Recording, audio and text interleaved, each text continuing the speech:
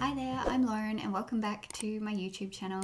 Today I am going to talk about 6 sewing patterns that I have used and made more than once. First of all, I am using my new camera, new mic, I got new glasses, which I'm pretty happy about, and I'm feeling really fresh and up-leveled in some way with all this new gear and everything. So I've got these, and I also got a second pair, which are kind of like a brown, grey and black tortoiseshell colour. So these are a little bit more out there for me, so I'm just gonna have to get used to these, but I also like these. I think my favourites are the blue ones. So I also noticed that there's no reflective. I think these are the ones that where I got that reflective, whatever you call it, added to these glasses, so I'm not seeing the reflection of the camera here, so maybe these are better to use for recording videos. Anyway, let's move on. So today I would like to show you my 6 favorite sewing patterns that I have made more than once, and I'm going to talk about why I like them, the challenges that I had. These patterns are mostly for beginners to intermediate sewists. Most of the patterns that I use I find online, so I follow sewists on Instagram and on Etsy. I just kind of favorite the patterns that I see and create folders on Instagram and things for my patterns, and then when I'm looking for a pattern I'll go and either purchase it or download it if it's a free pattern. I print it at home, then I stick the A4 sheets together, so that is a process on its own. There have been times where I have taken it to a print shop and printed the patterns in A0 format. You know, there's a price to that, but sometimes if I'm in a rush or if it's a large pattern and I just don't have the energy to put all the pieces together, then I'll print it at the print shop. These aren't in any particular order, they're just 6 patterns that I use, so let's go. Number 1 is the Bellbird shorts by Common Stitch. The reason why I love these is they're a super simple beginner project. All you need to know is a straight stitch and you're inserting elastic. So I've made this pattern for everyday wear. I've made them to wear in the summer, but I've also used this pattern as pajama bottoms. I've made them 6 times now, which says something. So easy project that could be done in like a few hours. So what I love about this pattern is the waist height. I like where it sits on my waist. I also like the length of the short. They have pockets, and yeah, they're just a classic short that are very comfortable. I've made these shorts in cottons and linens at this point. So the second pattern is the Peppermint Magazine Peplum top. That's a mouthful, but it's actually by In the Folds, and this is a free pattern. It's just a simple singlet top with a little peplum at the bottom. I would say this is for experienced beginners because you are adding bias binding around the neckline. For me, the first time I did it, it was a learning curve, so it's still achievable. It's just one of those patterns where you might learn something you might not have tried before. I have made this pattern 3 times. Once as a summer top, and twice as an extended top turned into a dress. The peplum that's attached to this, the bottom of this top, is really just a rectangle. So I just continued and then I hemmed the bottom and I made it to a dress length that I wanted. So that was a really good, quick and easy dress making project. So yeah, I've done that 3 times and used fabrics like rayon and also cotton. I love the flow of it. It's very pretty in the summer. Another thing that I like about this pattern is that it has different panels, like all different pieces to it. So the shoulders are a section on their own, and you can make that section a different fabric if you like. You could make the peplum a different fabric. It could kind of have like a patchwork look, or you can make it, you know, in your own unique way. I did love that about it. So there are some features on there that you could really get creative with. Yeah, highly recommend, and it's free, which is good, so check that out. The third pattern is the Dungarees pattern by Make It Yours the Label, and I discovered them on Etsy. I absolutely love their patterns. They are very easy to do, really great instructions. I've made this pattern 4 times at this point, and I feel like I'm just going to keep going. I love overalls or dungarees. They just make me so happy and just remind me of being a kid. They're super comfortable and I just feel like I could wear them every day. I started by making a pair out of pink corduroy. This pair was my second, which is blue and white striped denim. The third time I made them was out of a vintage floral tablecloth that was given to me by my grandma. Then recently, which you can watch in this video, wherever I'm going to put it, I made a patchwork pair, which was a lot of fun. I put together some fabric scraps that I wanted to use up, and I created a really unique pair of overalls. So check that out if you got time. I would say this pattern is beginner friendly. The only learning curve for me was adding the overall buckles. So that was something I hadn't tried before when I first made these. So it was just a good learning experience. I wouldn't say it's difficult. It's just something that you just gotta learn. And then once you do it, it's a very simple part of putting this all together. But yeah, I would say it is beginner friendly because it's similar to putting a pair of shorts together in a way. It's just a lot of straight stitching. Adding pockets maybe is a new experience if you're just starting out. So yeah, I love this pattern so much that I've made it 4 times now. The next pattern is the Florence top by Merchant and Mills. And the reason why I love this top is that it's just very flowy and feminine. It's similar to the Peplum top that I talked about before, but it's just that this Peplum has a different shape. So it's not going around evenly. It's kind of shorter at the front and then longer at the back. At the back, there are also little buttons that are added as well. I really love this. I think it's a really pretty feminine design and it's super comfortable. I would say that this is an experienced beginner project as well because you're doing buttonholes, adding buttons, also working with interfacing for the button placket, if that's what it's called, placket, I'm pretty sure, where the buttonholes are. So that's like an extra step that can be a learning curve sometimes. And then also adding sleeves to this top is a learning experience too. So yeah, I would still say it's a beginner project, but you know, you're just learning those extra things along the way. But overall, this is a really lovely pattern. I have made it 3 times, and the first time I made it in a blue floral print, and that's the one that I wear the most because I think I'm always drawn to wearing blues. I think it's just my eye color is blue and I feel comfortable and confident in blue. So this blue top I have worn and worn again and again.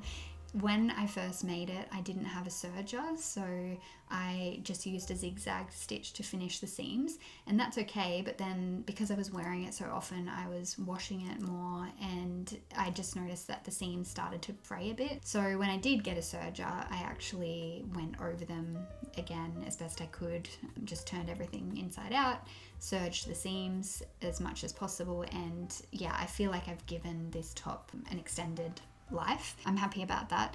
I made it the second time in like a mustard floral color. Mustard I don't think is my color and this was one of the mistakes I made. So it was something that I had fun making, I enjoyed it, but I didn't feel confident or comfortable in that color, so I wasn't wearing it. And usually that's a sign. If it sits in my cupboard for a long time and I'm just not wearing it, then it's time for me to part ways. So I actually donated that one. The third time I made it out of green and white gingham, and the green did suit me, but I think I don't love, or I go through phases with gingham. So sometimes I love gingham, but then other times I just don't like it on me anyway. I ended up donating that one too. So some people somewhere are hopefully wearing those 2 makes. I would make this pattern again. I get a lot of compliments on the blue one that I wear, and you know, I wear it like at least once or twice a week in the summertime. It's like just a staple in my wardrobe as well, so highly recommend that one. So the next pattern is the Revere or the Revere, I'm not sure how it's pronounced, but it's the Revere Collar Blouse. Also by Make It Yours, the label, so the designer of the overalls here. And when I first got this pattern, I made this one 3 times as well. So I made it in a white muslin fabric with coconut buttons, which was really cute. And I made it in a red floral rayon, also added coconut buttons. And then I made it in a blue and white gingham with, again, coconut buttons. So it was a really fun, cute project. The only thing is that the blue and white gingham one, I don't know if it's gingham. I mean, I like blue, I like to wear blue, but for some reason I haven't been wearing the gingham one. So I ended up putting that in my Etsy shop for somebody who might be more drawn to it than me. I made it 3 times. I am more inclined to wear them if I'm on a beach holiday or something, because the sleeve, I notice, is sitting quite low, and because it is a crop top, when you raise your arms, the top kind of comes with you, so there's only like this much distance between the seam at the bottom of the top and where the bottom of the sleeve starts. I do notice that if I'm raising my arms or, you know, running my fingers through my hair or something, then it's sitting up shorter and you know, my tummy might show or whatever. So for me, I just feel more comfortable wearing something like that at the beach. I can have the buttons undone, wear it over a bikini. I mean, I traveled throughout Thailand and Vietnam last year wearing these two tops, and I felt very comfortable in them because they were nice and cool as well. I would say this pattern is a beginner to intermediate. You are adding buttons again, but also adding a collar, which wasn't difficult. It's just like it takes time. So I would say it's beginner to intermediate or experienced beginner. But yeah, it's a cute little top. And the final pattern is the Kielo wrap dress by Named Clothing. I love this dress for formal events. So I've made it 3 times now. The first one that I made, I wore it to 2 weddings, and then the second one I actually made for a day at the races here in Australia. So that was a chance to get dressed up. And then the third time was for another wedding. So I've made this one 3 times. I've made them all mid-length because I wanted a midi dress rather than a maxi. I also only made it with linen and rayon. This dress I think was initially designed for stretch fabrics, so it's very comfortable, and the versions that are made from knit and stretch fabrics, they're very flattering on a wide range of figures, so I see why it's a popular pattern.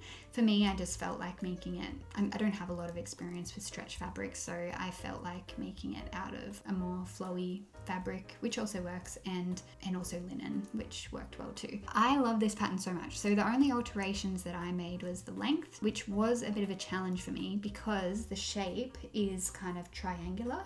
So it goes narrow towards the bottom. And if you're trying to shorten it or lengthen it, you really got to do the maths. Or you really got to try and figure out, okay, where should I shorten and lengthen so that it still looks flattering on me. That was a learning curve. So I would say it is a beginner pattern, but for me, it felt like the first time I made it, it felt like quite a challenge because I had to make alterations, and I'm not experienced with making alterations for anybody, and myself as well. Like I haven't learned about that yet. So I'm just kind of YouTubing things and just winging it, making it up as I go along. And all 3 dresses turned out really well, and I got lots of compliments. The only other alteration that I made was for the second 2 was I lengthened the straps that wrap around because I wanted them to tie in a bow rather than just a little tie. But that being said, like, I think my favorite is still the first one I made, which was just the one with the little tie at the front. It's the navy blue one with the larger white spots. I don't know what I did differently there, but it just seems to fit me a little bit better, and I just feel a bit more comfortable and confident in it. More recently, I made the one for the races, which is black with tiny little white dots. I was happy with it. It's just that I don't wear black, but because the event was, you had to wear black and white to this particular race day, I had to make something that was black and white. Normally I steer away from black. I don't know why, but I just have never worn black. I have 2 black items in my wardrobe actually, maybe 3. I felt good in it on the day, but I think it just wasn't my favorite color or pattern, so I didn't love it, but I would wear it again. And then the most recent one was for another wedding, and I felt like, okay, this time I am going to make it bold and colorful, and so I chose the most bright and colorful fabric that I could see in the fabric store.